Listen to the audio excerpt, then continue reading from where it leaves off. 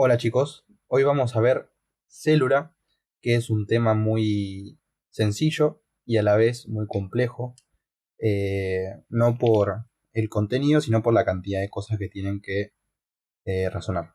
La célula es la mínima unidad morfofuncional del ser vivo, es decir, es aquella estructura más pequeña que le da función a los seres vivos. Pero la pregunta que surge ¿es la mínima unidad de la materia? No, la mínima unidad de la materia es el átomo.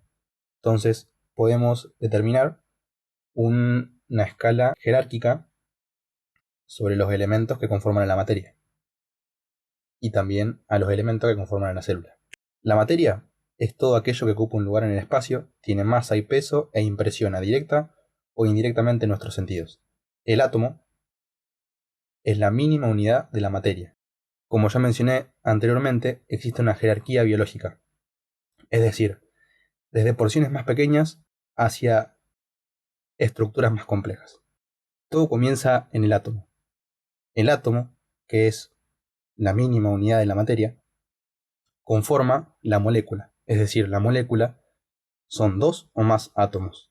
Un conjunto de moléculas pueden conformar una organela, que como mencioné en el anterior video, es una estructura que tiene una función enzimática, orgánica o química que es relevante en el funcionamiento celular.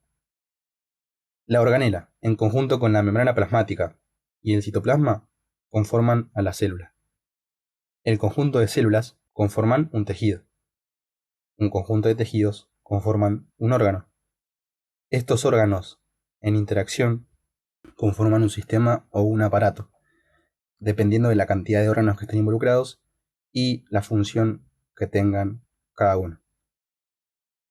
El organismo son un conjunto de sistemas en interacción. Un conjunto de organismos conforman una población. La comunicación entre las poblaciones conforma una comunidad y la comunidad en contacto con el ambiente conforman un ecosistema. ¿Cuáles son las porciones que conforman a la célula? El núcleo, con mayor relevancia, con su envoltura nuclear, una membrana fosfolipídica, que se la denomina bicapa fosfolipídica, organelas, que ya las mencioné anteriormente, que cumplen una función enzimática, orgánica o química, y se dividen en membranosas y no membranosas. El citosol, que no es lo mismo que el citoplasma, ya que el citoplasma es el citosol, es decir, el líquido que hay dentro de la célula, sumado a las organelas y a las inclusiones citoplasmáticas. Dividimos a las organelas en membranosas y no membranosas. ¿Pero qué es una organela membranosa? Es aquella organela que está rodeada por una o más membranas lipídicas, que la separan del citoplasma.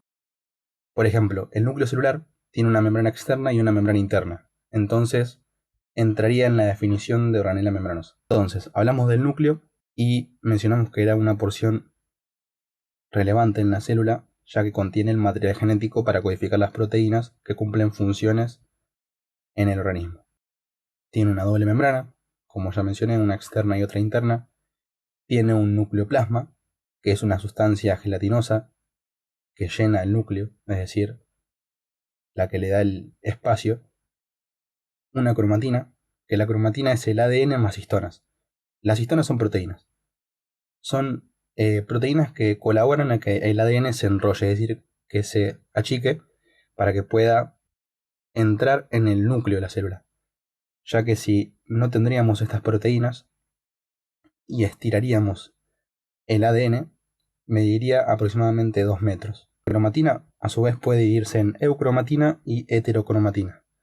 La heterocromatina es aquella cromatina que está condensada, no tiene función, y la eucromatina es la que está laxa y es la que le da la función a la célula.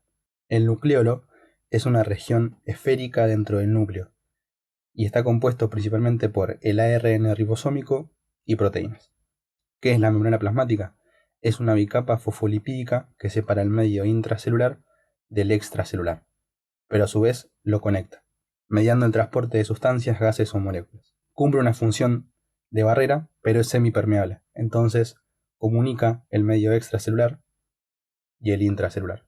También resulta fundamental entender que al microscopio óptico no se observa esta membrana plasmática, solo se observa al microscopio electrónico, en donde se observan dos capas electrodensas periféricas que representan las cabezas hidrofílicas de los fosfolípidos y una capa electrolúcida central, que representa las colas hidrofóbicas de los fosfolípidos.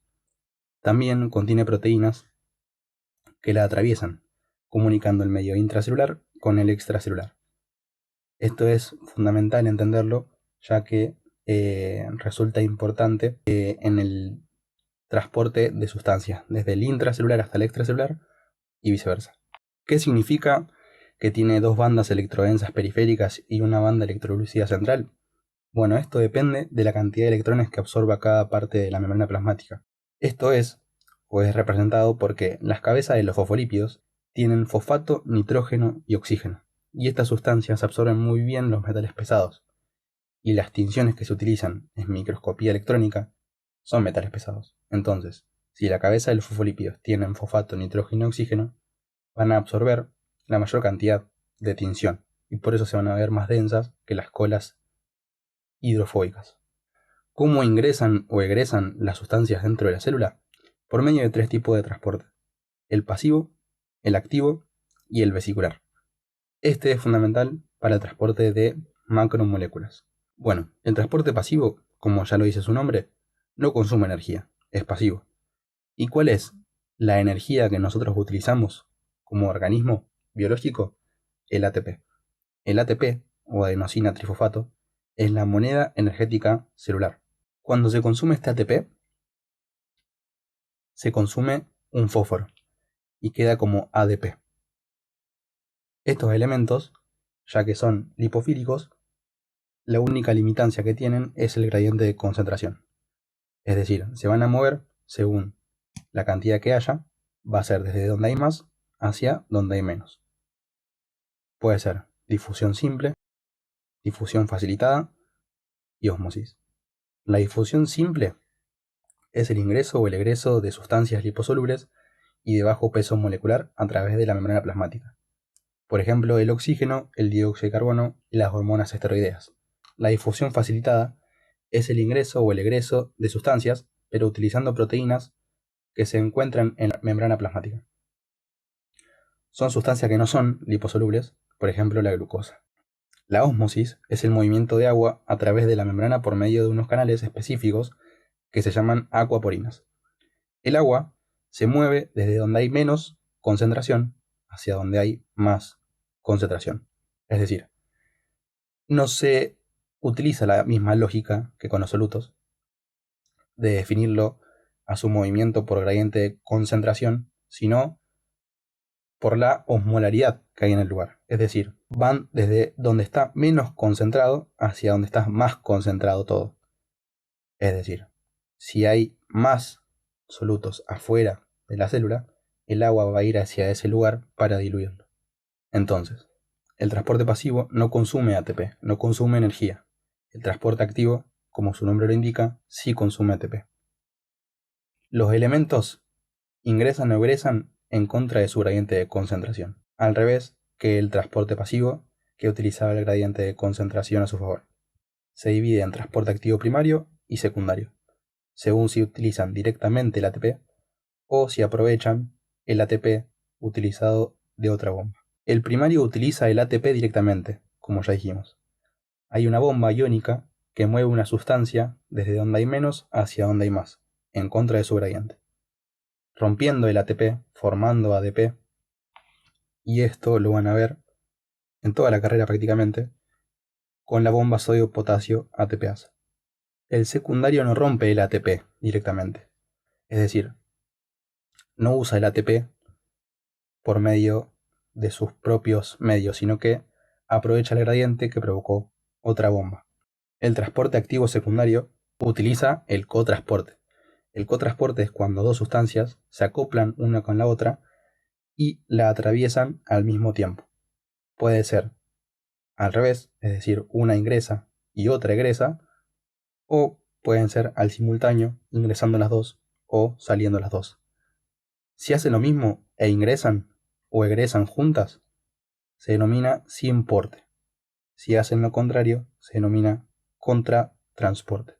Por último, el transporte vesicular, que consume ATP. Los elementos ingresan o egresan modificando la membrana plasmática. Se divide en endocitosis y exocitosis. En la endocitosis, la célula ingresa sustancias a su interior. Puede comerlas, y se va a denominar fagocitosis, o puede beberla, por así decirlo, y se va a denominar pinocitosis, es decir, el ingreso de líquido. La exocitosis, la célula expulsa sustancias en las vesículas. Acá podemos ver cómo el transporte activo utiliza ATP y forma ADP y lo mueve desde donde hay menos hacia donde hay más. En cambio, el pasivo utiliza el gradiente de concentración y moviliza las moléculas desde un lugar donde hay alta concentración a un lugar a donde hay baja, y no necesita energía, ya que las moléculas son de pequeño tamaño o son lipofílicas. Y acá podemos observar cómo se modifica la membrana plasmática en la endocitosis. ¿Cómo reconoce el cuerpo una célula propia? Por medio del glucocáliz. El glucocáliz es un conjunto de glucolípidos y glucoproteínas que le permiten al cuerpo reconocerse entre sí.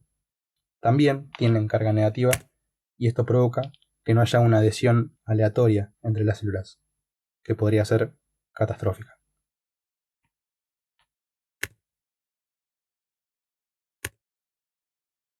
Muchas gracias.